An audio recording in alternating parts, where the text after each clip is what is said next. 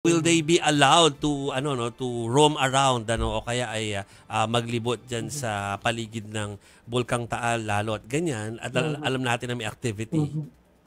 Well, marami naman pong patuloy pa rin po yung economic activities dito sa lawa ng Taal, ano.